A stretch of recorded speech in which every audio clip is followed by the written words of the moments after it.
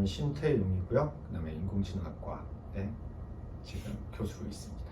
지금 현재 맡고 있는 과목은 인공지능 교육대학원에서 주로 이제 파이썬 이용한 이제 데이터 처리, 그다음에 어떤 프로그래밍 쪽을 가르치고 있는데, 아마 다음 학기부터 주로 제가 담당할 과목이 아마도 인공지능 수학, 그다음에 최적화, 그다음에 아마 인공지능 보안, 그다음에 파이썬 이쪽을 좀 주로 가르칠 것 같아요. 제가 우선 전체적으로 연구하는 분야는 조금 크게 말씀드리면 생체 데이터에 인공지능을 많이 적용을 하는 연구를 하고 있어요. 그러니까 예를 들어서 어떤 넘어지는 동작을 예측을 한다든지, 여러 가지 뭐 계단을 올라가고 뛰고 걷고 기구 이런 인체의 동작을 데이터를 기반으로 해서 넘어지는 동작을 예측을 한다든지 그런 쪽을 하고 있고, 그 다음에 또 한 가지는 생체 데이터를 갖고서는 의료기기 쪽에 많이 응용을 하고 있어요. 예를 들어서 초음파 수술기 같은 경우는 이게 문제가 뭐냐면, 개복 수술, 이제 배를 가르고 나서 수술을 할 때 안에 조직마다 맞는 출력값이 필요해요. 왜냐하면 어떤 조직에 너무 약한 출력을 쓰게 되면 이 조직이 잘 안 잘리고, 근데 조직에 따라서 너무 큰 출력을 하게 되면 얘가 타버리거든요, 조직이.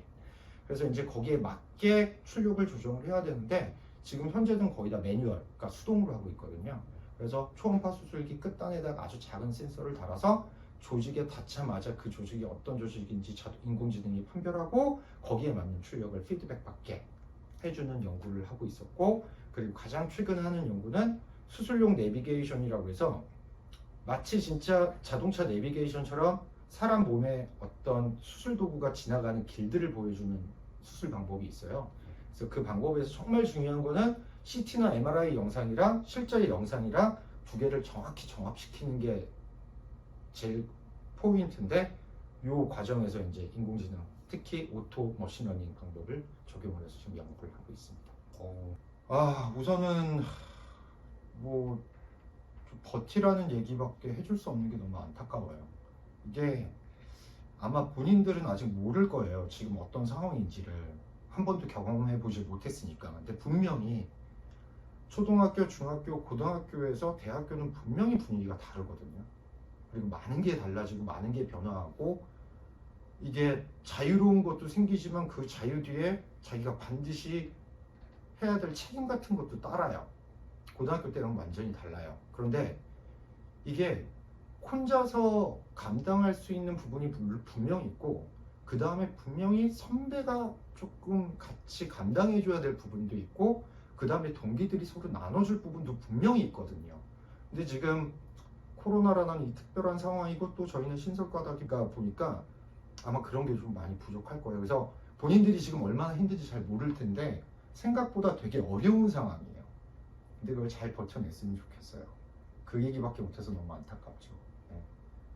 나중에 코로나가 조금 풀어져서 대면 수업이 돼서, 그 다음에 동기들이랑 같이 직접 학교도 다니고, 그 다음에 또 본인들이 선배가 되기 시작하면 훨씬 더 지금보다 훨씬 더 재밌고, 네, 조금 더 편할 거라고 생각해요. 지금 이 주어진 학생이라는 신분을 갖고 있는 이 기간에 공부를 열심히 했으면 좋겠어요. 그러니까 물론 노는 것도 많이 놀아봤으면 좋겠어요. 그런데 공부를 정말 열심히 해야 되는 이유는, 아마 여러분들처럼 20살 안팎, 20살 간 넘은 그 입장에서는 지금 내가 하고 싶은 게 뭐지? 내 적성은 뭐가 맞지? 지금 인공지능학과에서 내가 배우는 게 지금 나의 적성과 맞을까? 라는 질문들을 할 것 같아요. 나는 꿈이 뭐지?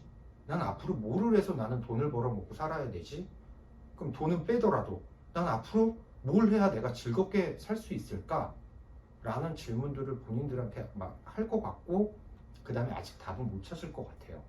근데 바꿔서 얘기하면, 이제 고등학교 졸업한 지 얼마 되지도 않았는데 그게 정해져 있다는 것 자체가 어떻게 보면 어불성설이에요. 모르는 게 맞아요. 모르는 게 맞는데, 자기 적성에 맞는 것과 자기가 하고 싶은 일이 정말 어느 순간 어떤 드라마에서 말했듯이 천년처럼 찾아와요. 어느 날 갑자기. 시기만 다를 뿐이에요. 그게 30이 넘어서 올 수도 있어요. 분명히 언젠가는 한 번은 와요. 그런데 그때 공부가 그 발목을 안 잡았으면 좋겠어요. 그게 첫 번째 이유예요. 왜 그러냐면 나중에 내가 갑자기 나는 다른 사람들을 가르치는 게 너무너무 재밌는데 이런 게 올 수도 있잖아. 근데 그럴 때 공부가 그 발목을 안 잡았으면 좋겠고, 그리고 어차피 지금 여러분들은 직업란에 학생이라고 쓸 거란 말이야. 직업란에 학생이라고 쓸 수 있는 이 기간에는 본인들이 할 일은 공부밖에 없긴 해요. 그래서 아침에 일어나서 저녁에 잘 때까지 공부하라는 건 아니잖아. 남들이 회사 가서 일하는 만큼 그 정도는 공부를 그때만 집중해서 공부를 해줘도 훨씬 도움이 될 거야. 앞으로 어떤 일이 닥치더라도. 그리고 나는 절대로 공부랑은 상관없는 일이 나한테 첫눈처럼 다가올 것 같은데 라고 해도 상관없이 공부를 했으면 좋겠어요. 그 이유가 뭐냐면 제가 이제까지 겪어온 바를 보면 이 공부라는 게 진짜 미적분을 배워서 미적분 문제를 풀 수 있는 능력을 배양을 하는 게 아니라 결국은 어떤 문제를 해결해 나갈 수 있는 어떤 논리적인 사고를 배우는 거거든요. 근데 그게 수학이 됐든 제가 봐서 철학이 됐든 국사가 됐든 영문학이 됐든 전 상관없는 것 같아요. 한 분야에서 공부를 오랫동안 하게 되면 어느 정도를 하게 되면 분명히 그거랑 상관없는 다른 문제가 닥쳤을 때 그 문제를 해결할 수 있는 논리적인 사고가 밑바탕이 된다고 생각을 하거든요.